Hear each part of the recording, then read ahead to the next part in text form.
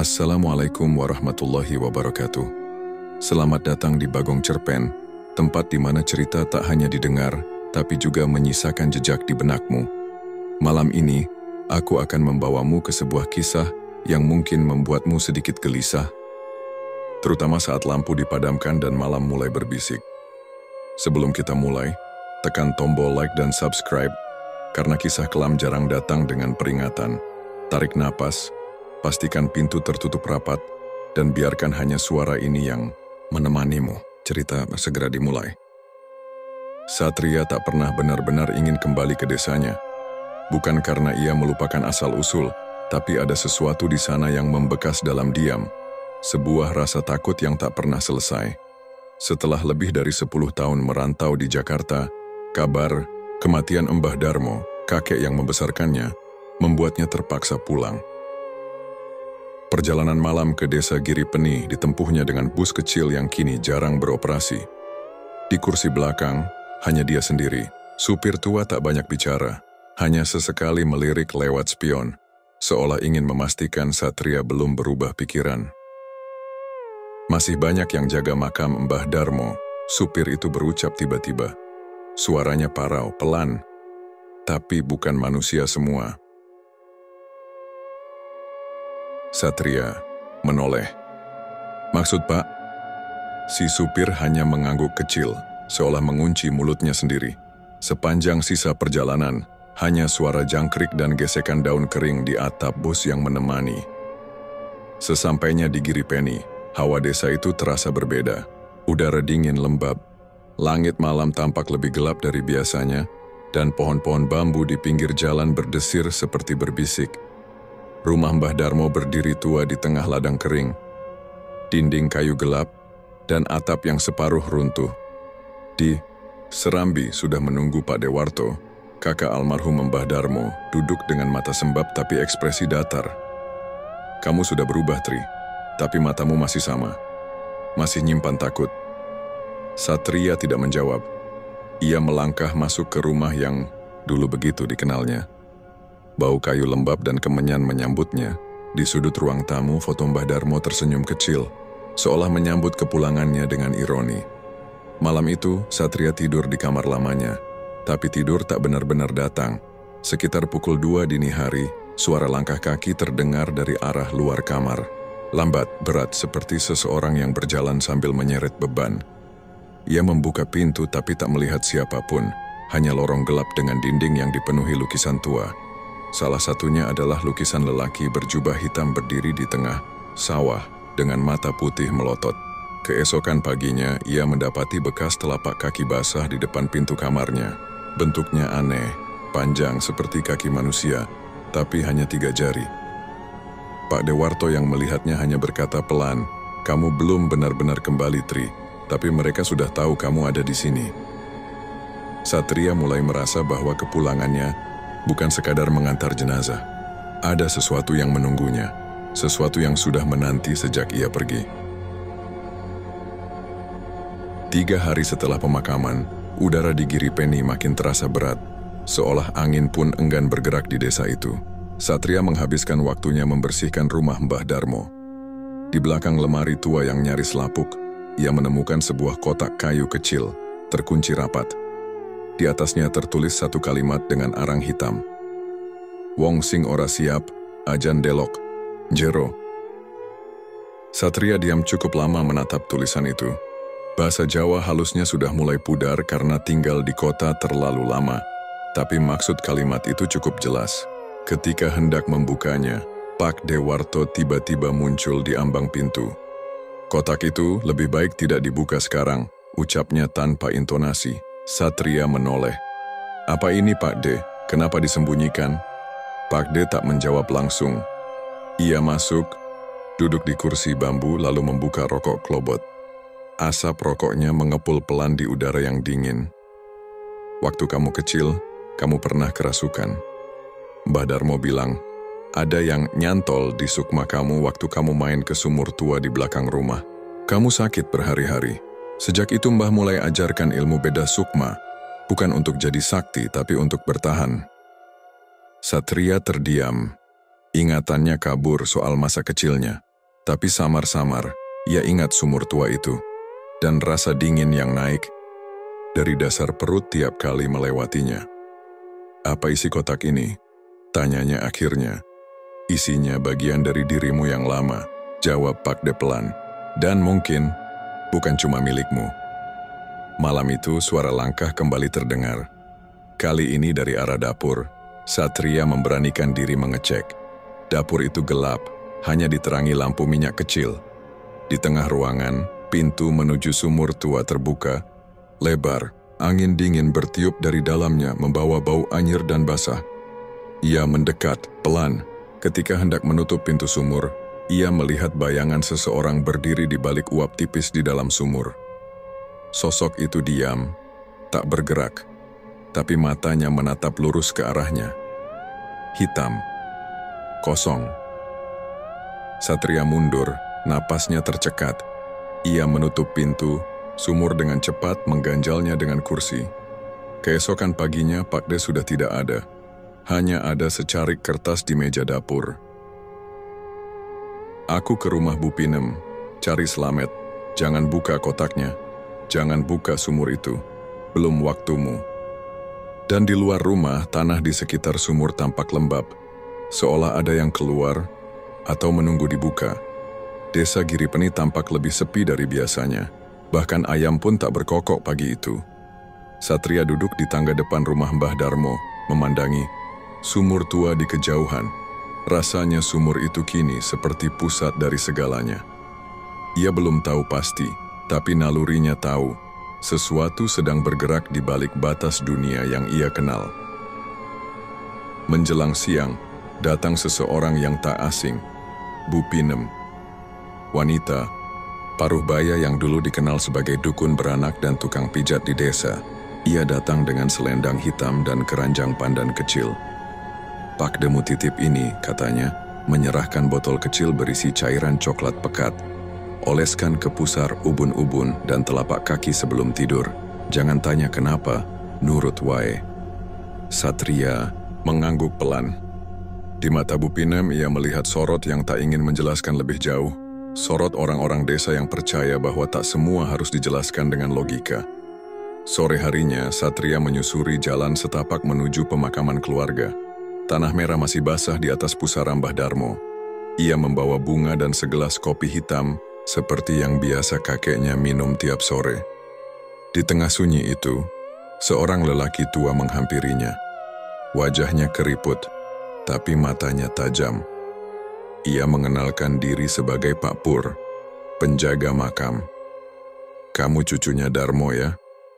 tanyanya pelan. "Iya, Pak, saya Satria."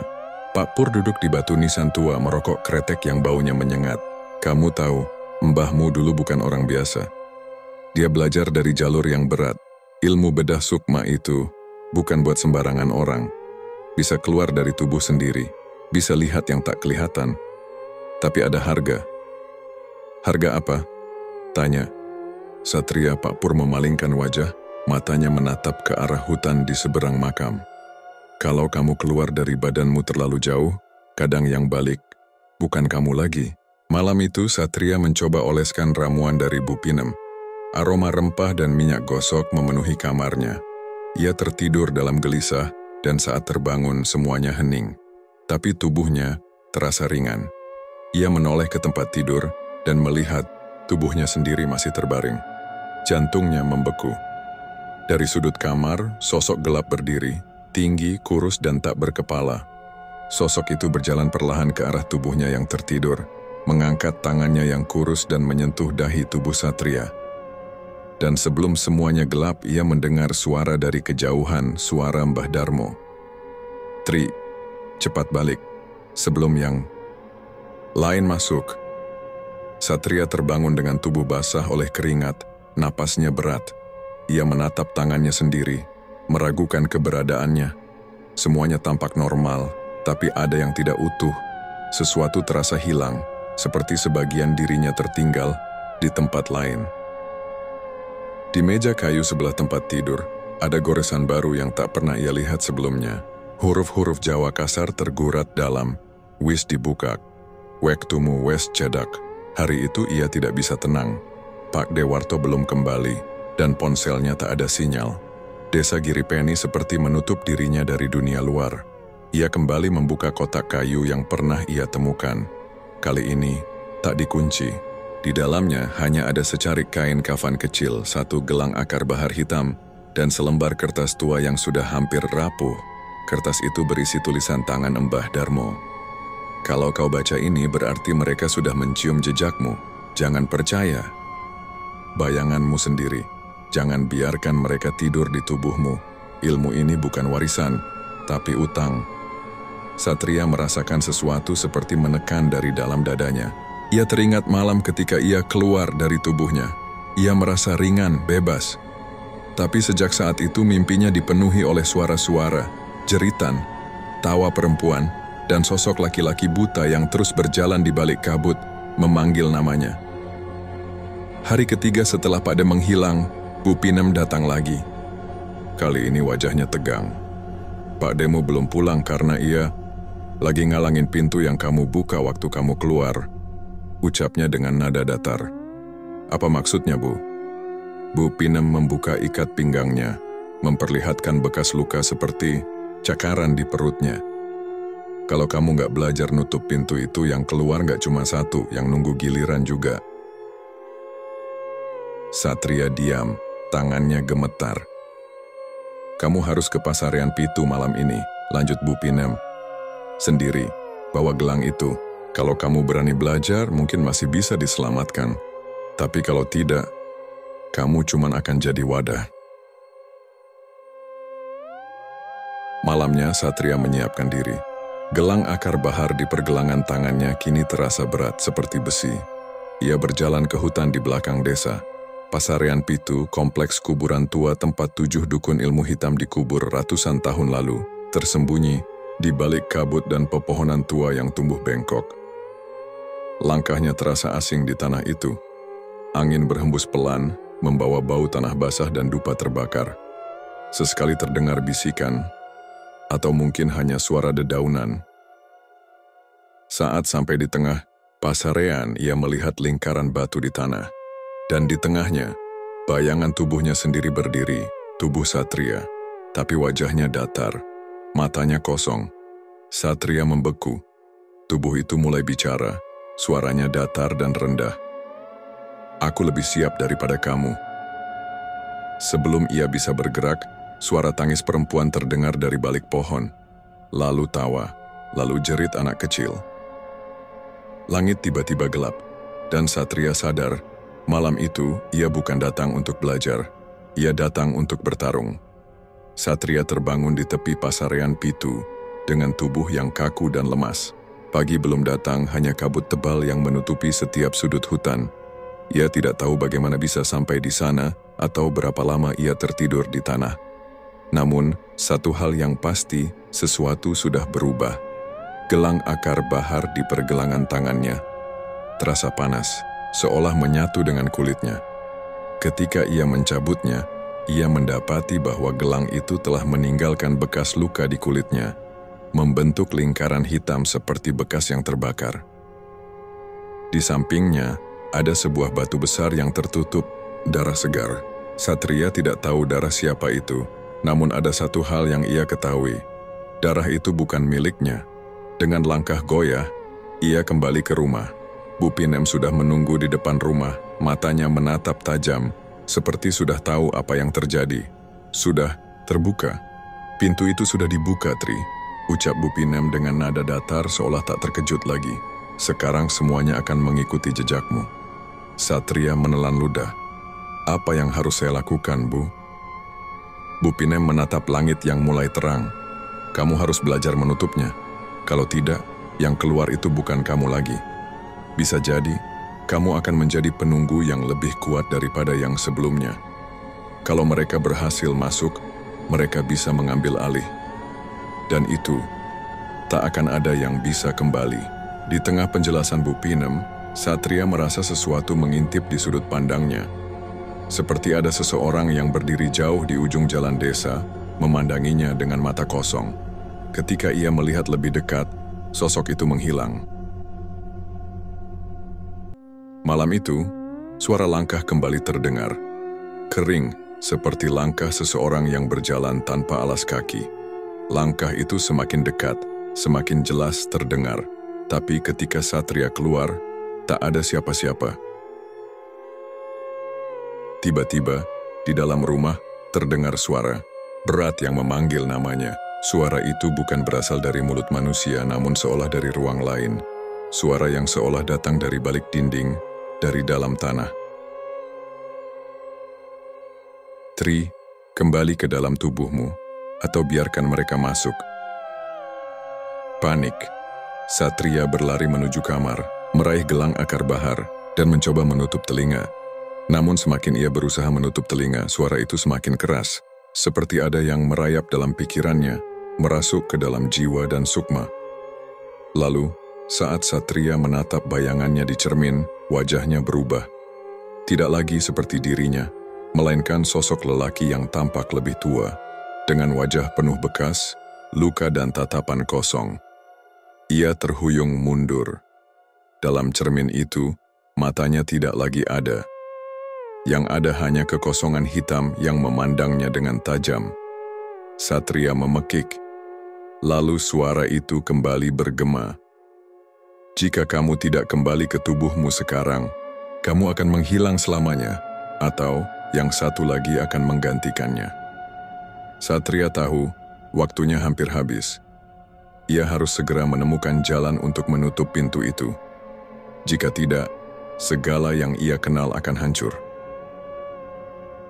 Malam itu, Satria duduk di depan tungku dapur yang masih menyala.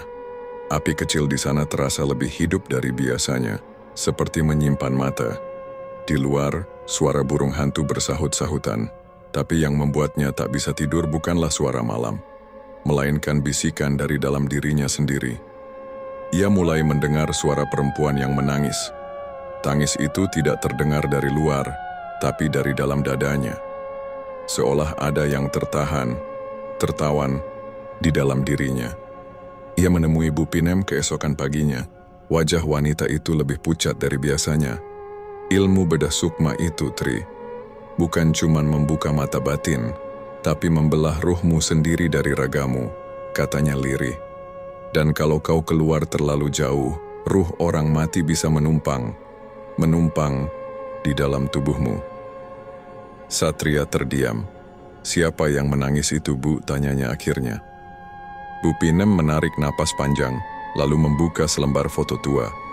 Di foto itu terlihat Mbah Darmo masih muda, berdiri bersama seorang perempuan, wajah perempuan. Itu mirip, sangat mirip dengan Satria. Namanya Lastri, kata Bu Pinem pelan, adik kandung Mbah Darmo. Ia yang jadi tumbal pertama untuk menyempurnakan ilmu itu. Tapi Lastri bukan orang biasa. Dia punya isi. Ketika tubuhnya dikorbankan, jiwanya memberontak. Ia tidak pernah benar-benar mati. Satria menatap mata Lastri dalam foto. Dingin, seperti mengenalinya. Lastri tertinggal di dalam pusaran ilmu itu, Tri. Dan waktu kamu keluar dari tubuhmu, dia ikut masuk. Dia nyangkut di kamu.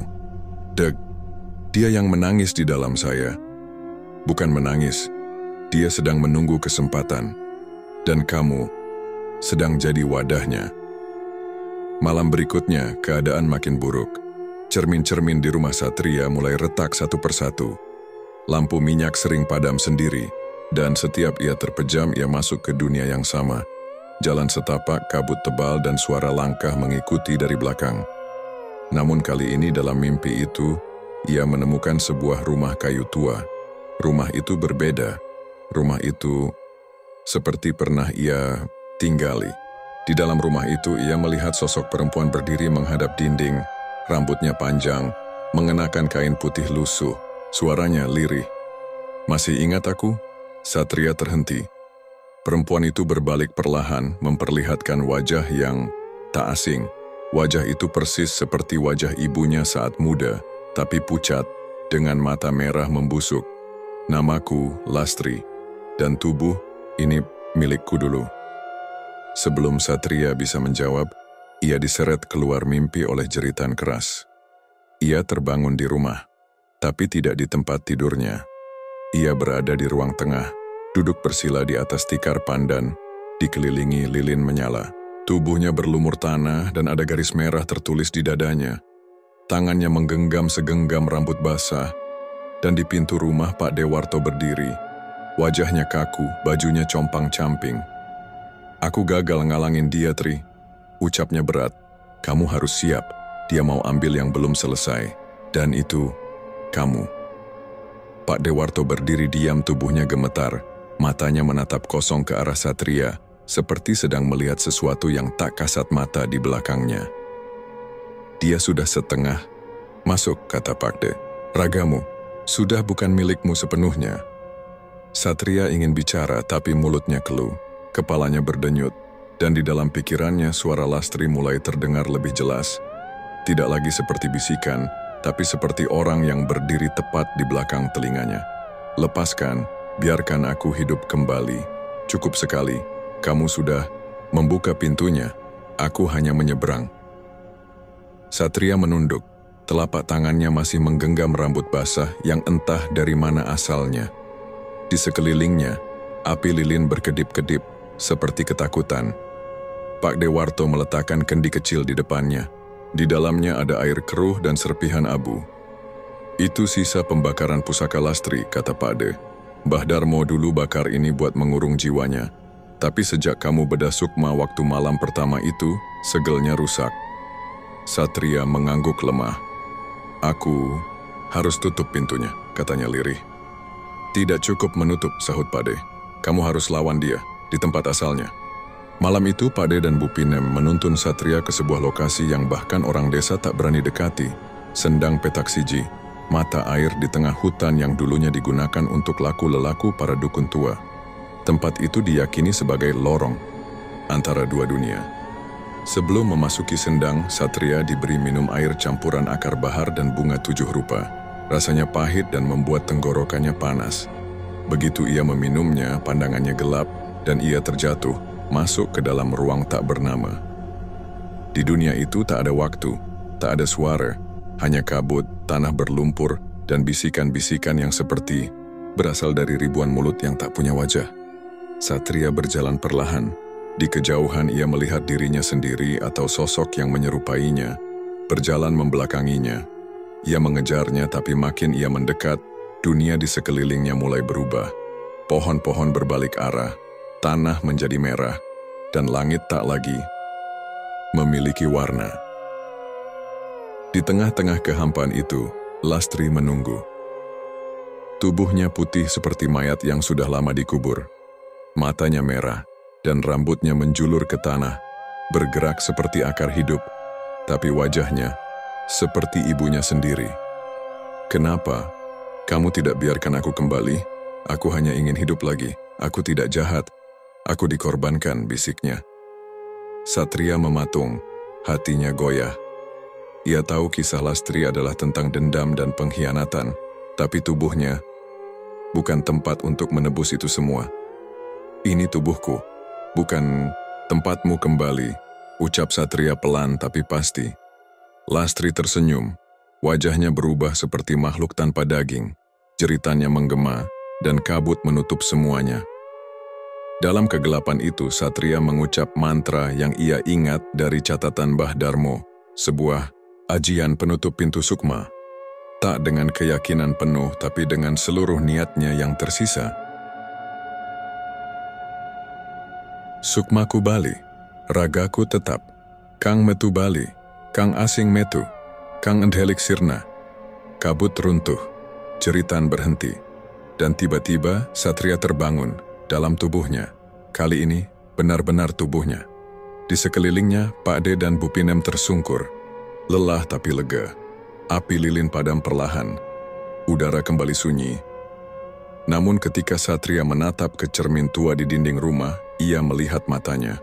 Satu di antaranya masih menyimpan bayangan lain.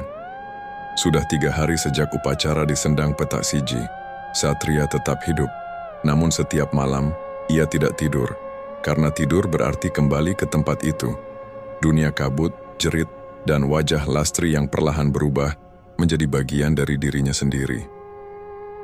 Pak Dewarto duduk di emperan rumah, menyalakan sebatang rokok cengkeh. Mata tuanya menatap langit yang mendung. Kalau pintu nggak ditutup rapat, yang keluar bisa tetap nyangkut, dan bisa juga malah lebih dalam dari sebelumnya. Satria mendengarkan, tubuhnya lemas. Aku rasa dia belum pergi, gumamnya. Kadang aku bisa dengar napasnya waktu aku sendiri, di kamar, di cermin, bahkan pas aku duduk diam. Pak De, Warto mengangguk pelan. Karena belum ada yang dibayar lunas, Tri. Satria mengernyit. Dibayar apa? Ilmu ini beda sukma, bukan cuma ngeluarin ruh, tapi meminjam ruang di antara hidup dan mati. Setiap kali kamu keluar, kamu menempati tempat orang lain, dan mereka ingin gantian. Satria mengingat malam pertamanya, keluar, sensasi melayang bebas, tanpa rasa takut. Tapi kini, ia tak sadar, ada sesuatu yang menempel sejak saat itu. Lastri bukan satu-satunya. Hari itu Bu Pinem datang membawa berita, 2 anak desa hilang. Hilangnya mereka berdekatan dengan malam saat Satria terbangun dengan tanah dan rambut di tubuhnya. Kalau kamu gak beresin ini, Tri, kamu bukan cuma kehilangan tubuhmu. Kamu bisa jadi jalan buat lebih banyak yang masuk, ucap Bu Pinem. Satria merasa seluruh tubuhnya dingin. Ia mulai menyadari, mungkin selama ini ia bukan satu-satunya yang menggunakan tubuhnya. Mungkin tubuh itu telah dipinjam. Malam pun datang. Dan untuk pertama kalinya Satria duduk di ruang tengah, menyalakan dupa sendiri dan berbicara pada cermin. Aku tahu kalian masih di sini, tapi dengar ini. Aku bukan jalan. Aku bukan tempat kalian kembali. Kalau kalian korban, aku akan bantu. Tapi kalau kalian cuma ingin hidup lewat tubuhku, selesai sudah. Udara bergetar pelan, api lilin bergoyang, cermin mulai berembun. Dari dalamnya, muncul pantulan 3 sosok. Seorang perempuan menangis tanpa suara, Lastri. Seorang anak kecil menggigit jarinya, berdarah. Dan satu bayangan hitam, tak berbentuk, hanya mata merahnya menyala. Lastri berbicara, tapi kini suaranya lemah. Kamu tidak bisa menutupnya sendirian, tapi kamu bisa mengakhiri semuanya. Di tempat pertama, ayahmu mulai. Satria tertegun. Ayahku, dia murid pertama Mbah Darmo. Dan kamu, warisan terakhirnya. Pagi, harinya Satria pergi ke tempat yang tak pernah ia datangi sebelumnya. Petilasan Gunung Gamping. Di sanalah dulu ayahnya, sebelum mati mendadak saat ia masih bayi, pernah menjalani ritual penghabisan ajian bedah sukma. Ditemani Pak De dan Bu Pinem, ia duduk di tengah lingkaran batu. Kali ini, bukan untuk keluar, tapi untuk menutup. Satu-satunya cara, ia harus menawarkan bagian dirinya sendiri, sukmanya, sebagai bayaran terakhir, agar gerbang tidak bisa dibuka lagi oleh siapapun. Kamu yakin, Tri? Tanya Pak De, suara berat. Ini bisa jadi jalan satu arah. Satria menatap langit. Awan bergerak pelan. Dan untuk pertama kalinya, dunia terasa sangat nyata. Aku gak mau jadi wadah. Gak mau anak-anak hilang. Gak mau desa ini jadi tumbal dari apa yang dulu mereka sembunyikan. Ia menutup matanya. Dalam hening ia mengucap doa. Saat itu juga, angin berhenti. Dupa padam sendiri, dan cermin kecil di tangannya pecah. Di sekelilingnya tak ada suara, tapi jauh di dalam tanah terdengar jerit panjang, seperti suara 1000, mulut yang akhirnya ditutup. Satria ambruk, napasnya sesak, tapi matanya tetap terbuka. Ia tahu ini belum selesai, tapi untuk pertama kalinya, ia merasa tubuh itu sepenuhnya miliknya lagi, untuk saat ini. Sudah seminggu sejak Satria melakukan ritual penutupan di petilasan Gunung Gamping. Tak ada lagi mimpi buruk, cermin tak lagi berembun, tak ada suara langkah atau bayangan di ujung matanya. Tapi ia juga tak lagi bisa merasa lengkap. Rasanya seperti ada bagian dari dirinya yang tertinggal di tempat itu. Ia menjadi mudah lupa, emosinya tumpul. Ia melihat dunia seperti dari balik kaca bening, nyata tapi jauh. Pakdewarto memeriksanya diam-diam menggunakan cara lama. Air dalam tempurung kelapa dilihat di bawah sinar pagi.